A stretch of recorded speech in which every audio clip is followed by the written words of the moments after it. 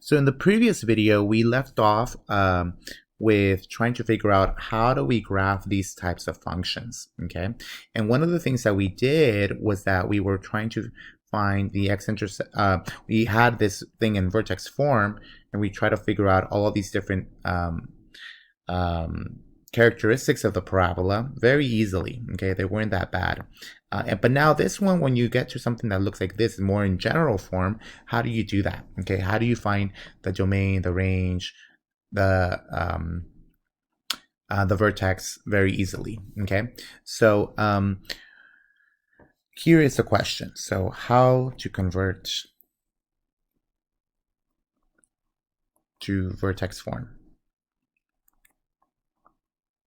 Okay, so how do I convert this guy into vertex form?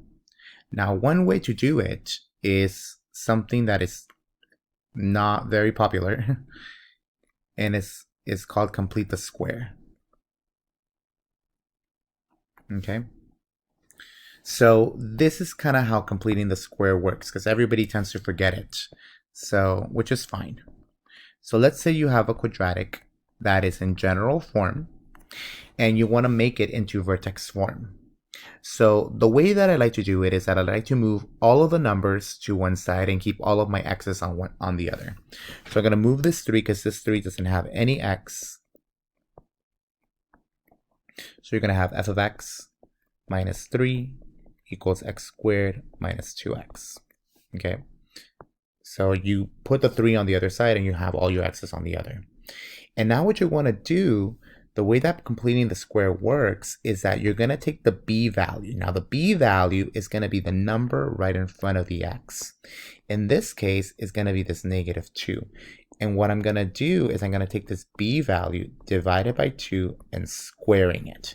That's basically what completing the square does. So I'm going to take this -2, I'm going to divide it by 2, and I'm going to square it. And when I do that, I'm going to get a 1. Now, what am I going to do with this 1? What's going to happen is that I'm going to rewrite what I have here, f of x minus 3, leave a little space, x squared minus 2x, and what I'm going to do is that I'm going to add this 1 to both sides. Now notice I haven't really done anything because I can subtract the 1 over and I'm left to where I started. So adding this 1 doesn't really do anything. Okay, so I can now combine this into a -2. Okay, now this guy, what I did is I made this into a perfect square. So this guy, when I factor this, is going to be x minus 1 squared. Okay, so this is just done by factoring. Okay, so now what I can do is now I can solve for f of x. I can move the 2 over, and I get f of x is equal to x minus 1 squared plus 2. Ah, here we go. So now it's something super easy to do because now I can find the vertex really easily. Here, the vertex is going to be 1, 2. Okay, I can also find my x-intercepts, my y-intercepts, and all this other stuff. Okay, one thing about x-intercepts, whenever you see x-intercepts, this is synonymous to the word roots. It's also synonymous with the word zeros. So whenever I say find the x-intercepts, find the zeros, find the roots, I'm basically saying exactly the same thing. Okay, so that's kind of how you complete this. This is what x-intercepts are, the synonyms, and also how you complete the square. So let's do a couple of examples to kind of try to convert it. So convert to vertex form. Okay, so let's say you had f of x is equal to, let's say this is part A, x squared plus 4x minus 1. Okay, so let's start off by completing the square. So the first thing that we're going to do is we're going to move that 1 over, because that 1 has nothing to do there. F of x plus 1 is equal to x squared plus 4x. Now what we're going to do is we're going to complete the square. So here's our b value. We're going to take the b, which is 4, divided by 2 and square it. this is going to give me 2 squared, which just gives me 4. So I'm going to rewrite what I just wrote again, leave a little space. And what I'm going to do is add a 4, because that's what the missing term that I'm basically missing. So on this side, you're going to have f of x plus 5. This guy is a perfect square. That's just going to be x plus 2 squared. Okay? So then I just move the 5 over, and I get f of x is equal to x plus 2 squared minus 5. Okay? Now let me ask a couple of questions. What is the vertex? Okay, the vertex in this case is h comma k. Notice that h always takes the opposite sign. In this case, it's a positive 2, so it's going to be negative 2.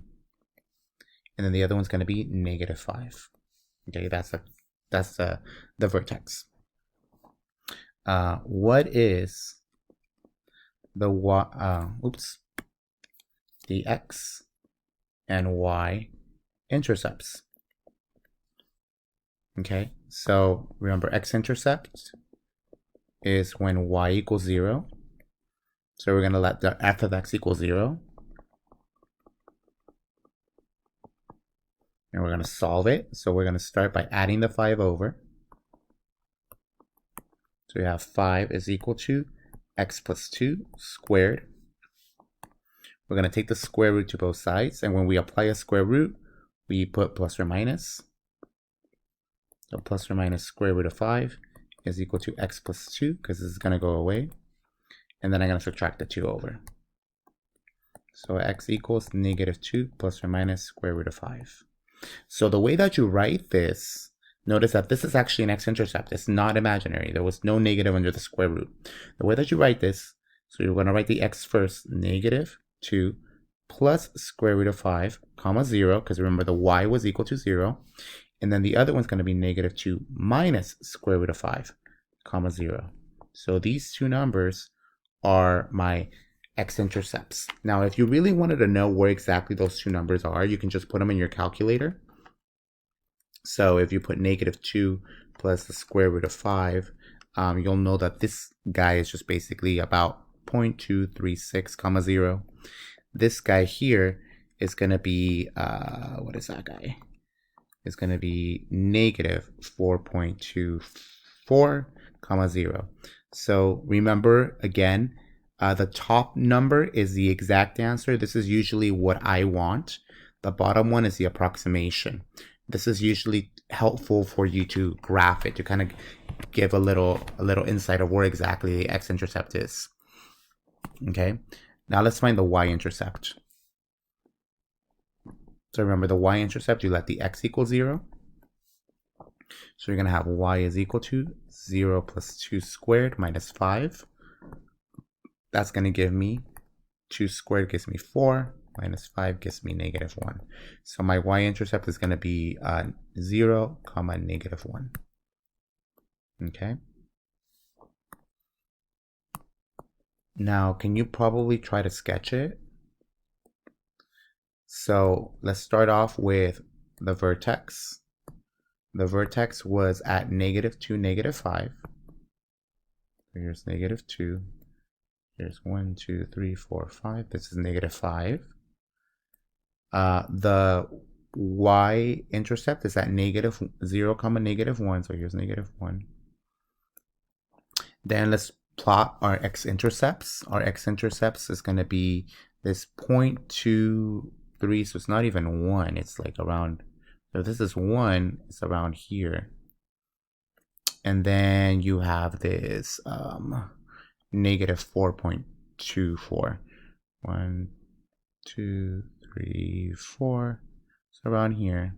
It's not going to be perfect. Okay. And then you can just kind of draw it in. Because once you have all this, you can basically just start drawing it. Okay. Notice this is a happy parabola. We know that it was upward because there was a positive number in the front. And even from the very beginning, we saw that it was an x squared. Okay.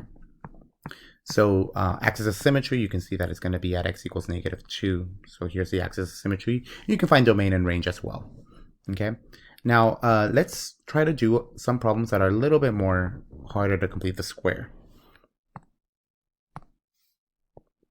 So let's say you wanted to find this guy, and you wanted to complete the square, because now there's a 2 there. So how would you do something like this? So first, let's start off still by moving over. Whoa, what happened? Okay, I zoom in way too much. Fixed it. Okay, so we're going to do the same thing, minus the 13 over. Okay, so you're going to get f of x minus 13 equals 2x squared minus 12x. Okay, now here we have to be very careful because we can't quite complete the square. The way that we complete the square, you usually want the leading coefficient in the front of the x squared to be a 1. Okay, you don't want it to be a 2.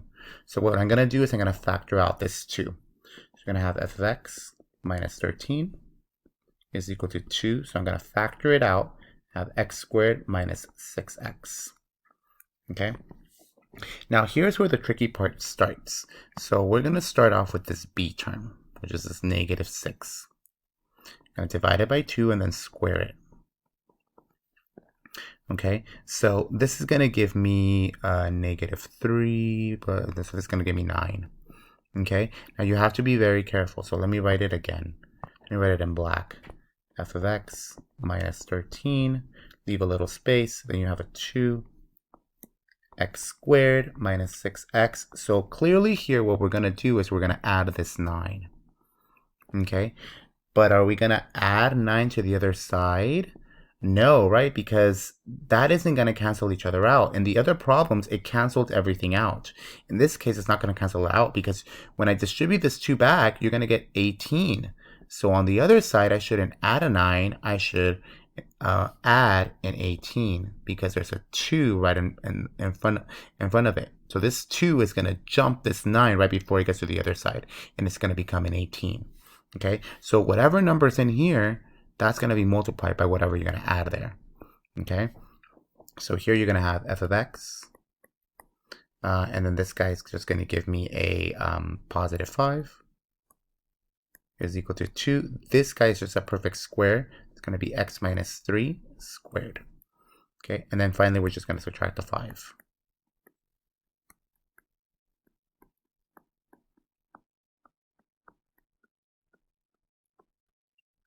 Okay, so this is the final answer.